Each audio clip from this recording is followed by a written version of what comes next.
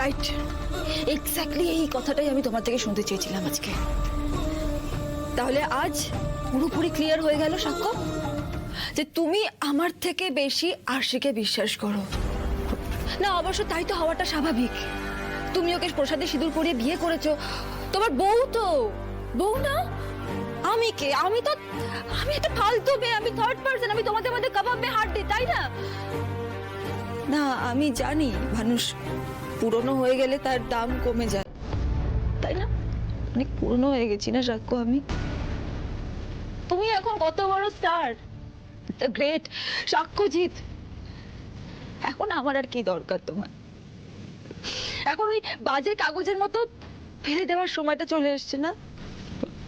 হ্যাঁ সাক্ষ্য, আমাকে ছেড়ে যেও না। আমার কি হবে? আমাকে যে অনেক স্বপ্ন থেকে ফেলেছিলাম আমি, সেই স্বপ্নগুলোর কি হবে? Oh God, আমি কোথায় যাবো এবার? Oh God, মধু, আমি কোথায় যাবো? মধু, মধু, মধু প্লিজ কাম ডাউন, আমার কথা শোনো। Madhu, Madhu please, please Madhu come down, আমার কথা শোনো। কম সময় ভুলে গেলে না তুমি আমাকে?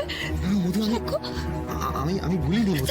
মধু, মধু ট্রাস্ট মি, আমি ভুলিনি মধু। মধু এত কিসের ইনসিকিউরিটি তোমার? ইনসিকিউরিটি আছে, আছে, আছে ইনসিকিউরিটি।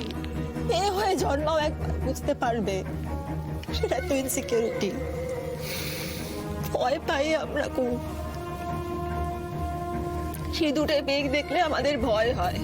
আরশির বাবার বেলায় যেটা করেছিলাম এই ইনসিকিউরিটি থেকেই করেছিলাম, বুঝেছো? ছেলেদের এই ইনসিকিউরিটি বোঝার কোনো ক্ষমতা নেই। তুমি বুঝবে না এটা কোনোদিনও। আমি বলছি ওই মেয়েটা আমার সংসার ভাঙতে এসছে, আমার ঘর ভাঙতে এসছে। ও তোমার হাত থেকে সিঁদুর পড়েছে না, ও নিজেকে তোমার বউ ভাবতে শুরু করে দিয়েছে। ও আস্তে আস্তে তোমাকে গ্রাস করে নেবে, ও তোমাকে আমার দিকে পুরো কেড়ে নেবে সাক্ষ্য। স্বাভাবিক, আমি ওর জায়গায় থাকলে এটাই করতাম। কারণ প্রতিটা মেয়ে তোমার মতো একজন হাজবেন্ডই চায়। এরকম একজন হাজবেন্ড স্বপ্ন, স্বপ্ন প্রতিটা মেয়ের লাইফের। ও কেন ছেড়ে দেবে বলো সাক্ষ্য?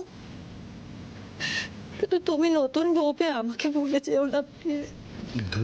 প্লিজ আমাকে ভুলে যেও না, আমার সব শেষ হয়ে যাবে। আমি আমার সবটা দিয়ে ফেলেছি তোমাকে।